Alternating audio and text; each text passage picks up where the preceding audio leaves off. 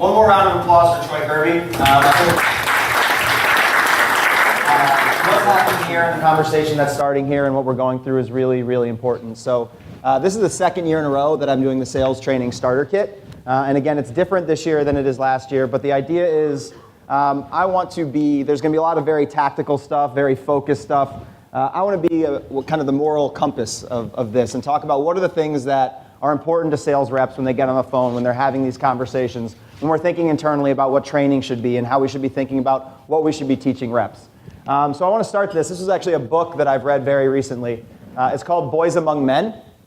And it's the book about the prep to pro generation from high school players getting drafted into the NBA. And the conversation in the book was trying to uncover two things. Jonathan Abrams, one of my favorite authors from Grantland, was trying to figure out two things. He wanted to figure out, one, if prep to pro was a good thing for the NBA, if it was net positive. And the second thing that he wanted to figure out was, for those athletes that made it, for every Kevin Garnett, Kobe Bryant, LeBron James, there was another athlete that didn't make it. There was a high school person who made that jump that didn't become successful. And Jonathan Abrams isolated three things as key factors in terms of who made it versus who didn't. And what I thought was there's a ton of correlation between what he found and how we need to think organizationally about sales training and what we talk about going forward. So the number three thing that he found, the least important factor was talent. If you remember the story of Lenny Cook going up against LeBron James at a ABCD basketball camp a long time ago, there's probably a reason you have no idea who Lenny Cook is, but you obviously have a pretty good idea of who LeBron James is. Talent wasn't a huge factor in this. The second thing he isolated was organizational support. Did the people within the organization understand that they were taking 18-year-old kids into the organization and not just teaching them how to become better basketball players, but also teaching them how to become better people and better men and educating them on the process of what's happening there? And I think that's one of the things that we need to think about in sports. When we hire someone and we bring someone in, it's their first job. Are we providing the resources around them that are ultimately going to make them successful salespeople when they're on the phone and when they're not on the phone, and when they're thinking about how to become a professional in that space too? Something really important. But the third one, and this is for all the reps and all the managers and all the directors in this room, the third and most important thing that he isolated, Ron, you can come in if you want. I appreciate the disruption. The most important thing that he isolated was motivation. The motivation of the athletes when they took that seat. Meaning, for all the Lenny Cooks and Leon Smiths who didn't make it, when they made the NBA, they said, this is it. I made it. I've got it. And unfortunately, a lot of times that's the attitude when we hire into professional sports, right? Oh, I got my job in professional sports. This is amazing. I'm here. I've arrived. That's not what those guys on the front of that book looked at when they made the NBA. It was like, all right, I made the NBA. Now, my next job is to make the all-rookie second-year game. Then I got to make the all-rookie team. Then I got to make the all-star team. Then I got to make an all-NBA team. Then I got to be an MVP. And those are the touch points that they put in place to ensure that they were going to be successful. And that's why they're on the cover of the book, and the Lenny Cooks, the Leon Smiths, they aren't in that position because they saw themselves as making it. And I think we, as salespeople, need to take that burden on our shoulders, but also we as sales managers and directors also have to make sure that we're meeting them halfway in that conversation because that's really important. So there's two themes that I keep running into that I found that are big differentiators for successful salespeople in 2016. No matter who I talk to, and part of me becoming a sales trainer, I've been able to scratch my sales nerd itch. And I go out and I talk. I go to different conferences outside of sports. I'm able to talk to progressive businesses and companies and sales teams outside of sports. And two things that are two huge themes for whoever I talk to. The first is authenticity in a sales rep. Do they come across as someone that someone wants to listen to, they want to talk to, they want to have a conversation with? Spending money in sports is a risk for people. It is a risky atmosphere, it's a risky environment. So authenticity and buying into the person that you're buying from is more important than it's ever been. And this is a terrific book. One of the coolest books I've read on sales over the last 3 or 4 years. It's called The Sale is a Love Affair by Jack Vincent. I make no money from the sales of the book for Jack Vincent. But this is one of my 2 favorite quotes from the book. The first is, there's only one thing that fully mitigates risk, and that's trust. If they buy into who you are, how you're presenting yourself, how you're thinking about yourself, you're going to be a successful salesperson. And the second is, are you providing a sales process and a sales experience with you that beats the internet? Working with a salesperson is a much more difficult transaction, right, than working with the computer. I can go online and buy tickets to just about any sporting event in almost no time at all. So as a salesperson, when you think about what you're providing people and teaching people and what you're talking about with people, are you believing that your experience and the experience of working with you is adding things to the process, maybe ways to think about bringing other people into the experience, different reasons why seating locations are important, but are you bringing something into the process and making sure on every single one of these phone calls, I'm bringing something to the process that differentiates me from the experience I can have with 3 clicks and being a season ticket holder in that experience. So last year for my speech, I did a improv exercise that's blown up all over LinkedIn, so I'm very excited to see that. So one of the things that's really important for me when I'm doing my training and I work with teams is to make sure that people get well outside their comfort zone. I think the best salespeople are the ones that are willing to step outside their comfort zone. So I promised Troy this year that I would bring another improvisational comedy exercise to the sales training. And this is actually a funny story. I was talking with one of the reps that I worked with for one of the Major League Baseball teams that I've been working with. And one of the things I recommended to him was everything was going really fast for him. It just seemed like his ability to think about things and translate things was going really, really quickly for him. So I actually recommended improvisational comedy to him. I was like, this is a way for you to slow it down, to trust yourself. And what's really funny is I got a note from him and saying, hey, this is great, it's been working, my sales are up. And he goes, I actually made 3 sales through the other people that were in the improvisational comedy troupe. So it actually paid for itself when he did it too. But we're going to play a game that's at the backbone of improvisational comedy called Yes and. So I need 3 brave souls at this time in the morning to get up into the front of the room for this exercise. Not everyone at once. Appreciate it. There's the first, right? 2 more. Nice, 2. All right. And we got 3. All right, thank you, gentlemen. So how this exercise works, we're going to choose a location and a situation that they're in. So we, the audience, are going to choose the location and the situation. Their job is to create a story based on the location and the situation that they're in. So Patrick, they're going to say, how's it going? It's good. So they're going to say, Packy's going to start, once upon a time when I was this and this.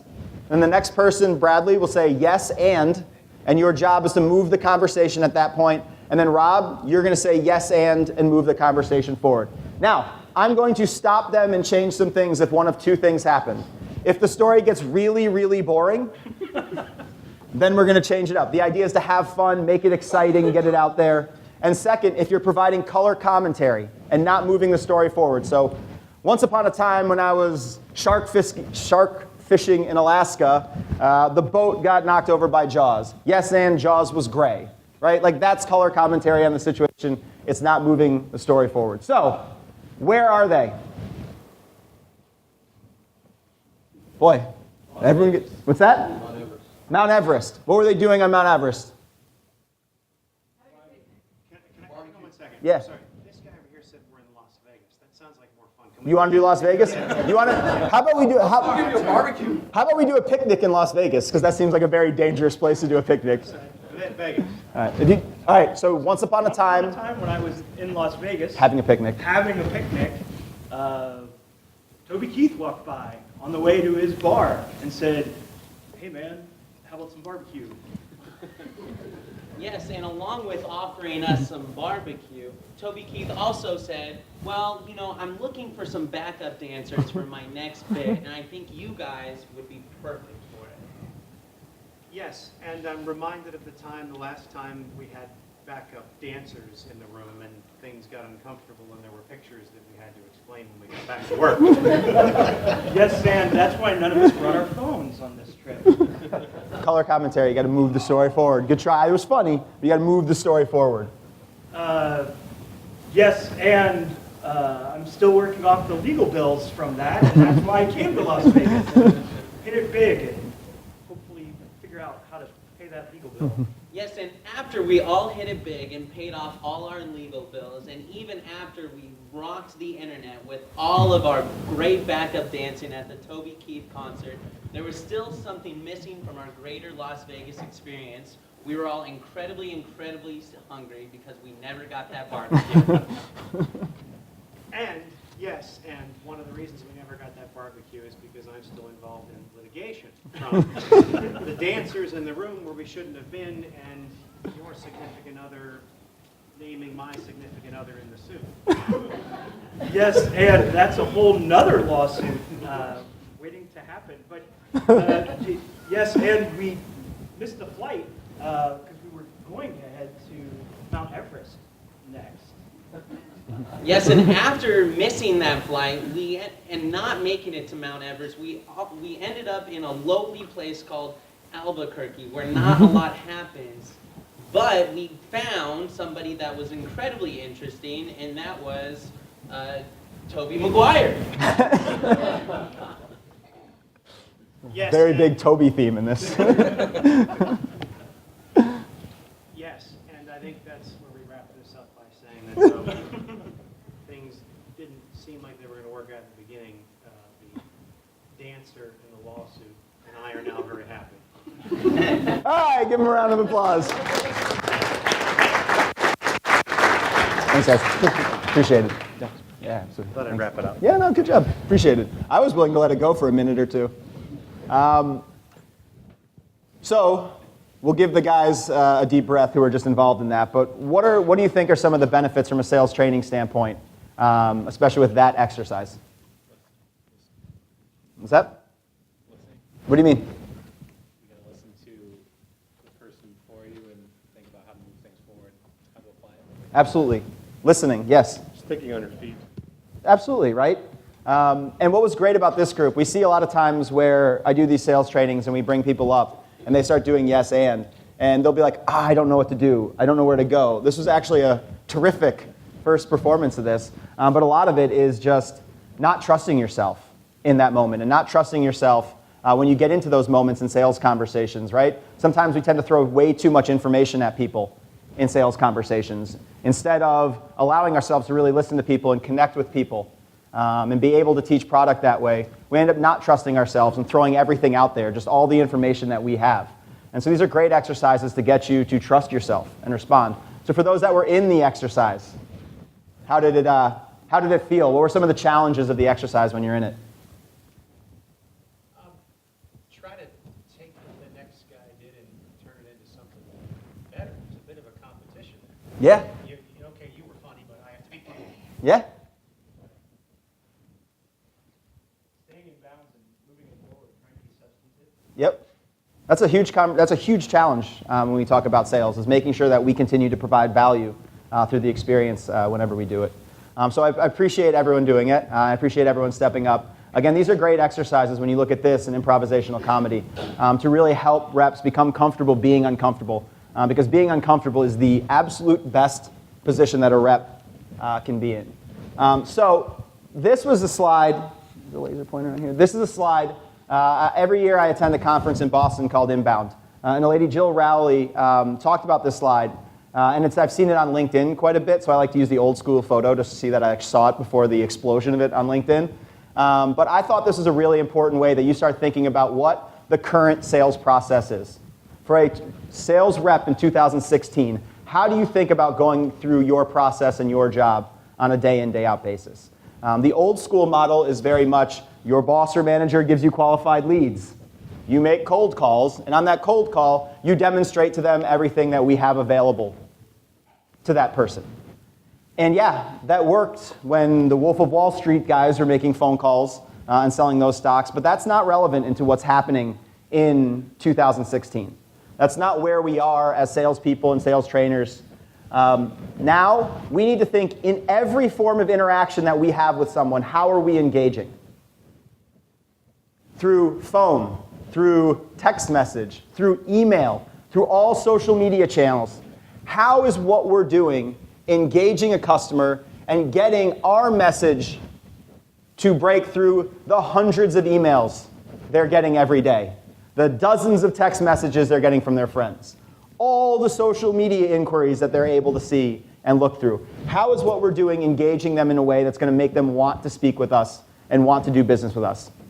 Do you throw away a phone call just because you're making your 50th phone call of the day? Or do you make sure that when you leave that message, you're leaving an imprint on that person about why they should be doing business with you? And a good reason why they should be doing business with you. Looking at social networks. Social networks aren't just social media.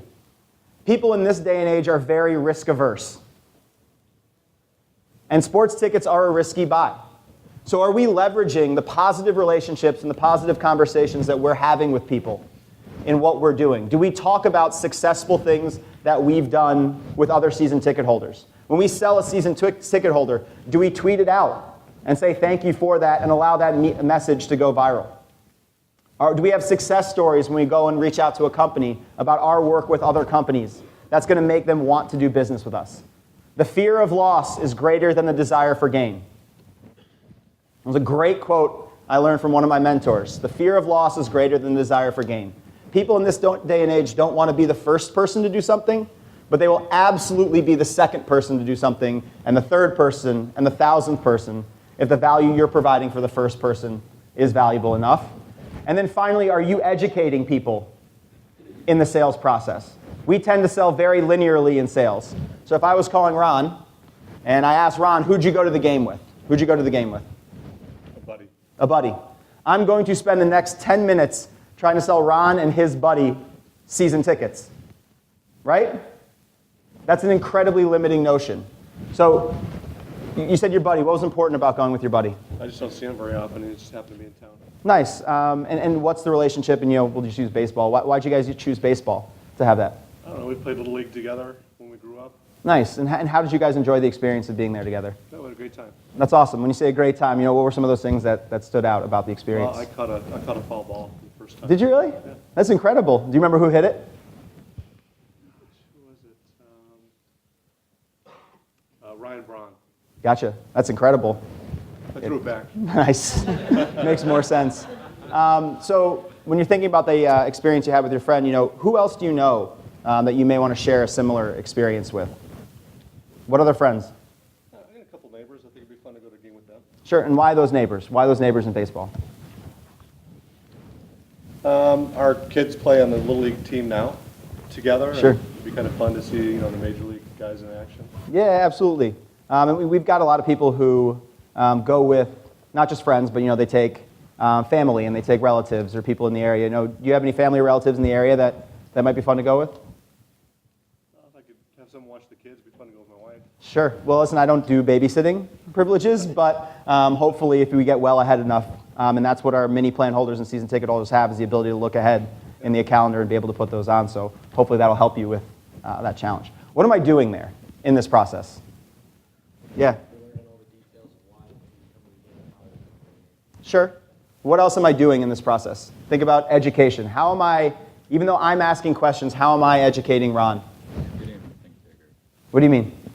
You're getting him to think bigger in regards to a lot of people when they want to buy tickets, they just think me or family. They don't ever think about neighbors, their church group, or things of that nature. Yeah, so by aiming to really learn about him and connect with him, I'm having that conversation. I'm educating him about different ways to utilize tickets and different people to come out to and different people to share the experience. Why is that helpful to me? This is a pretty straightforward question. What's that? What do you mean?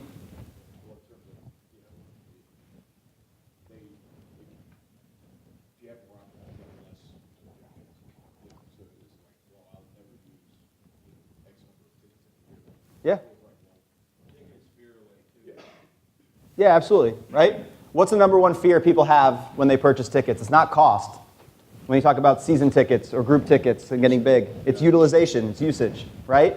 And so the idea that I'm helping educate them that usage shouldn't be that big an issue. There are all these platforms and ways to utilize tickets, but I'm the one that's introducing that information. So, some important things to think about when you're having this conversation and you're reaching out to these people. We talked about it before with engagement on the last slide. People want something that's going to cut through the clutter. They want something smart. They want something different. They want something unique. But one of the things that a lot of solution-selling buyers across industries are talking a lot about right now is intention too. When you get on the phone with someone saying, listen, my goal in this conversation is to talk to you about your experiences at our games and then sell you tickets. That's my goal in this conversation. That's what I'm trying to accomplish in this conversation. Straightforward, upfront. Why is that actually a relieving experience for the purchaser?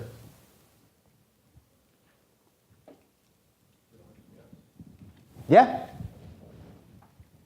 Is this a survey? Like, am I going through an experiential? Absolutely. People are trying to get tricked into sales all over the place right now. Every email you get is trying to trick you into buying something. Every phone call you get where you don't know what the number is trying to trick you into buying something. People actually have a strong appreciation for people that are walking out and saying, this is what I'm trying to accomplish, this is what I'm trying to do. And the great thing about it is we get to be intentional about an amazing product that really benefits people and makes their lives better. You know, we're not going door to door with Cutco knives and stating our intention to sell them Cutco knives as opposed to tricking them into it. We have sports tickets. We have an opportunity to bring out families, an opportunity to engage with businesses over a couple hours. And that's really important when you think about what you're doing and what you're trying to accomplish. Every single call, do I know what my intention is? This call, I'm trying to convert someone into a season ticket holder off a ticket lead list. Next call, I'm calling as a renewal person. My goal in this conversation is to get that person to renew their season tickets. Or think about upselling or cross-selling in that situation. When I'm calling a group leader or a business, my goal is to get in front of them, to have a sit-down informational meeting. So that's what I say when I get on the phone with them. I don't try to oversell it. I don't try to overdo it. I make sure that I have a goal and a plan for every single conversation that I'm getting involved in along the way and allowing people to come across the other way. And one of the things that's really important, and I hear this all the time, is are we allowing the people that we're selling to, are we giving them the opportunity to build the experience for themselves? We spend a lot of times, and this is a normal conversation. Sorry, Ron, you're sitting right in front of me, so we'll do this. So this is a lot of what sales conversations in sports are. So how was your experience at the game? Had a great time. Who'd you go with? A friend, a prospect. Oh, nice. Where'd you guys sit? We actually had really, really good seats in the club level. Oh, nice. Nice. Those are great seats. You know, we love those seats. How many times do you think maybe you want to take the prospect to a game this year? As many times until he buys from me. Gotcha. So here's everything that we have to offer. I hope you end up buying something. That's how a lot of these conversations go. I call it throwing the kitchen sink at them. And then we're going to get off the phone, even though Ron was a very willing participant here. I hear this from my reps all the time. That guy wouldn't tell me anything. That guy wouldn't say anything to me. He was tough with me. And one of the things I always say, it's not their job to buy tickets from us. No one's paying them money to buy tickets from us. Your job is to get them to communicate and talk in a way that's going to be powerful for what they're trying to accomplish. What was the difference between the first conversation I had with Ron and the second conversation I had with Ron? Just didn't learn much in the second one. Yep, absolutely. What else? No. Why would they want to talk if we presented it that way? And why would they want to buy from us if we're not making a recommendation, if we're not getting enough information where we can make a recommendation? If all we're doing is throwing everything at them, why on planet Earth should they want to spend money with us? They can just go online, they can read Yelp, they can go to your website. Right? And so this is one of the things that I think is really important that we think about and that we talk about as well. A lot of times, the reps gravitate towards just throwing all that information out there is because they're scared of making that straight line between the challenges that someone has and the solutions that our stadium and our arena can provide for people. I was working with a fire and security company in the Columbus area, and the fire and security company told me that they were not going to renew their tickets. They had 4 club seats. I had been working with them. They were not going to renew their season tickets. $3,000 purchase. We're not going to renew. I ended up getting on the phone with a guy, and I said, listen, if you don't mind my asking, like, why are you not renewing? And he's like, we thought we had soccer families in there when I was working for the crew, and nobody wanted to use the tickets internally. They just weren't that popular. And I was like, that sucks. I probably should have known that ahead of time. My bad. And I said, if you don't mind my asking, what are the biggest challenges that are facing your company right now? What are the things that you're really worried about and concerned about? And he said, we just got into this market, and we're having a real challenge understanding and getting our name out there. And second, I can't get my reps in front of people. My reps are standing behind the phone and hiding behind their phone, and they're not getting out in the community, spreading the name, getting that face-to-face contact, getting that face-to-face dialogue. And so they went from about a $3,000 purchase to a sponsorship and suite deal that was just under 6 figures. And if you're teaching someone to be a problem solver by utilizing your arena, if you're not walking around your arena thinking, what can I do and how can I put a group there? What problem will this solve? Why would I want to sit in this seat location? If you're not walking around your arena, your stadium, your racetrack, thinking these things, then you're going to be a rep that is just going to get out there and just start throwing information at people because you don't understand the connection between truly the value of what you have and what that provides for each individual person. So teaching this straight line is critically important. And I like to tell this story and why this is also important. That product knowledge to connect there. How many people have seen Tombstone? Awesome movie. One of my favorite scenes in the movie Tombstone. And this is why product knowledge is so, not just helping to create solutions, but why it's so powerful too. In the big scene of this movie, Wyatt Earp and Johnny Ringo are supposed to have a duel to end it all. And Wyatt Earp was played by Kurt Russell. And so this is Doc Holliday, played by Val Kilmer. And Wyatt Earp and Doc Holliday are buddies, and they're on their deathbed, or they thought Doc Holliday was on his deathbed, and he's like, all right, this is the last time we'll see each other, blah, blah, blah. And so Wyatt goes to have a duel with Johnny Ringo. When Johnny Ringo shows up, he sees someone. He's like, all right, Wyatt, let's get it on. And like turns around, and it was actually Doc Holliday. And Doc Holliday goes, I'm your Huckleberry, say when. And in that moment, the look in Johnny Ringo's face was, holy crap, I'm about to die. Like, I'm about to die. And so knowing how your arena solves challenges for people makes you their Huckleberry. I'm your Huckleberry. I'm the right person for this conversation. I'm the right person for this moment. That confidence will help you in any conversation that you have. And this is one other thing that I leave with every rep, because I think this is one of the last things that I think is really important to talk about. This is the golden rule of sales. You've heard the golden rule overall. But I hear questions about, what do I say when someone says this, or if I don't know the answer to this? Say, sell unto others as you would have them sell unto you. If someone asks you a question you don't know the answer to, just be like, that's a terrific question. I'm going to go ask my manager. I want to go ask my boss. What are you trying to sell me? We hear that a lot, right? What are you trying to sell me? What are you trying to get out of me? I have no idea. That's a great question. I haven't even had a conversation with you yet. Would love to ask you just a few questions so we can try and figure this out for you. Right? That's what you'd want to hear in that situation. So when you look in the mirror, can you honestly tell yourself, if I called me to sell me season tickets or group tickets or hospitality, I'd buy? I think that's one of the great systems of checks and balances that you can put in place as you think about this. And so bringing this back to improvisational comedy, this is a guy named John Sweeney.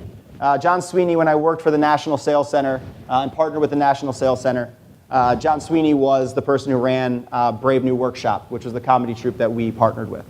And Sweeney tells this story that I think is a good explanation for where sales are in 2016. So his wife bought him a tailored suit. Awesome present, really cool gift. And so the lady comes in, does all the fittings, ends up getting the suit and hands it back to Sweeney. And Sweeney's a very physical comedian.